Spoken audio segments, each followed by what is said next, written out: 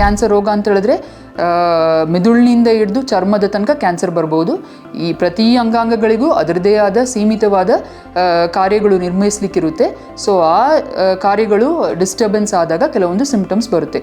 So ನಾನು ಪ್ರತಿ organ wise ನಿಮಗೆ ಅದನ್ನು ಎಕ್ಸ್ಪ್ಲೈನ್ ಮಾಡ್ಕೊಂಡು ಬರ್ತೀನಿ. ಯಾವ ಆರ್ಗನಲ್ಲಿ ಈ ಥರ ಕ್ಯಾನ್ಸರ್ ಬಂದರೆ, ಇಲ್ಲ ಅದು ಕ್ಯಾನ್ಸರ್ ಅಲ್ಲದೇನೂ ಬೇರೆನೂ ಪ್ರಾಬ್ಲಮ್ ಇರಬಹುದು, ಅದರದ್ದು ಆರ್ಗನ್ ಫಂಕ್ಷನ್ ಲಾಸ್ ಆದರೆ ಏನು ಸಿಂಪ್ಟಮ್ಸ್ ಬರ್ಬೋದು, ಏನು ಈ ಥರ ಲಕ್ಷಣಗಳು ಬಂದರೆ ನೀವು ಹೆಚ್ಚಿನ ಡಾಕ್ಟರ್ನ ಕಾಣಬೇಕು ಅಂತ ಹೇಳಿ.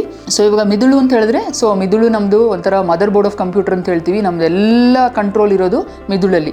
ಸೊ ಮಿದುಳಲ್ಲಿ ಕಂಟ್ರೋಲ್ ತಪ್ಪಿದಾಗ ಯೂಶ್ವಲಿ ಏನಾಗುತ್ತೆ ಅಂತಂದರೆ, ಸಾಮಾನ್ಯವಾಗಿ ಈ ಥರ ಮಿದುಳಲ್ಲಿ ಏನಾದರೂ ತೊಂದರೆಗಳು ಇಲ್ಲ ಕ್ಯಾನ್ಸರ್ ಇದ್ದಾಗ ಪೇಷಂಟ್ಸ್ ಬರೋದು ಅಂತ ಹೇಳಿದ್ರೆ ಕಂಟಿನ್ಯೂಸ್ ಹೆಡ್ಏಕ್, ಅನ್ರಿಲೆಂಟ್ಲೆಸ್ ಹೆಡ್ಏಕ್ ಅಂತ ಹೇಳ್ತೀವಿ. ತುಂಬ ತಲೆನೋವು ಆಲ್ಮೋಸ್ಟ್ ಅವ್ರು ಹಿಡ್ಕೊಂಡಿರ್ತಾರೆ, ಅಷ್ಟು ತಲೆಭಾರ ಇರುತ್ತೆ, ತಲೆನೋವು ಹಲವಾರು ಕಾರಣಗಳಿಂದಲೂ ಇರುತ್ತೆ. ನಾನು ಇದನ್ನು ಪದೇ ನನ್ನ ಮಾತುಕತೆಯಲ್ಲಿ ಮತ್ತೆ ಒತ್ತಿ ಹೇಳ್ತಾ ಇದ್ದೀನಿ, ಎಲ್ಲ ಈ ಥರ ಲಕ್ಷಣಗಳು ಕ್ಯಾನ್ಸರ್ ಲಕ್ಷಣಗಳಲ್ಲ. ಸೊ ದಯವಿಟ್ಟು ನೀವು ಭಯಭೀತರಾಗಬಾರ್ದು.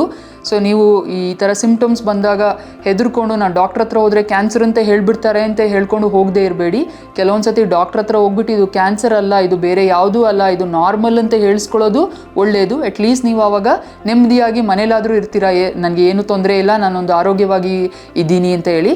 ಸೊ ಇದನ್ನು ಮಾತ್ರ ನೀವು ದಯವಿಟ್ಟು ನನ್ನ ಮಾತುಕತೆಯಲ್ಲಿ ಅರ್ಥ ಮಾಡ್ಕೊಳ್ತಾ ಇರಬೇಕು. ಸೊ ಮೇನ್ ಅಂತಂದರೆ ನಾನು ಹೇಳಿದ್ದು ತಲೆನೋವು. ಸೊ ತಲೆನೋವು ಬರ್ಬೋದು. ಕೆಲವೊಬ್ಬರಿಗೆ ತಲೆನೋವು ಅರ್ಲಿ ಮಾರ್ನಿಂಗ್ ಹೆಡ್ಏಕ್ ಅಂತ ಹೇಳ್ತೀವಿ. ಮಾರ್ನಿಂಗ್ ಬೆಳಗ್ಗೆ ಎದ್ದಾಗ ತಲೆನೋವು ಶುರುವಾಗುತ್ತೆ, ವಾಂತಿ ಬರುತ್ತೆ, ವಾಂತಿ ಬಂದಾದಮೇಲೆ ತಲೆನೋವು ರಿಲೀವ್ ಆಗುತ್ತೆ. ಇದು ತಲೆದು ಪ್ರೆಷರ್ ಜಾಸ್ತಿ ಆಗ್ತಾ ಹೋಗುತ್ತೆ. ಪ್ರೆಷರ್ ರಿಲೀವಿಂಗ್ ಸಿಂಪ್ಟಮ್ಸ್ ಅಂತ ಹೇಳಿದ್ರೆ ವಾಮಿಟಿಂಗ್ ಬಂದಾದಮೇಲೆ ಈ ತಲೆನೋವು ಕಡಿಮೆ ಆಗುತ್ತೆ.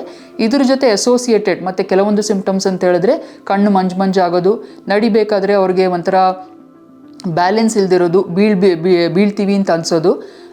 ನೆಕ್ಸ್ಟ್ ಅಂತ ಹೇಳಿದ್ರೆ ಕೆಲವೊಬ್ಬರಿಗೆ ಫಿಟ್ಸ್ ಬರ್ಬೋದು. ಫಿಟ್ಸ್ ಅಂತ ಹೇಳಿದ್ರೆ ನಿಮಗೆ ಗೊತ್ತು, ಈ ಸಿಜರ್ಸ್ ಅಂತ ಹೇಳ್ತೀವಿ, ಲಕ್ವ ಅಂತ ಹೇಳ್ತೀವಿ. ಆ ಥರ ಅವ್ರಿಗೆ ಸಡನ್ನಾಗಿ ಈ ಥರ ಅಬ್ನಾರ್ಮಲ್ ಇನ್ವಾಲಂಟ್ರಿ ಮೂಮೆಂಟ್ಸ್ ಆಗ್ಬೋದು, ಕೈ ಕಾಲು ಕುಲ್ಕೋದು, ಪ್ರಜ್ಞೆ ತಪ್ಪೋದು, ಆ ಥರ ಬರ್ಬೋದು.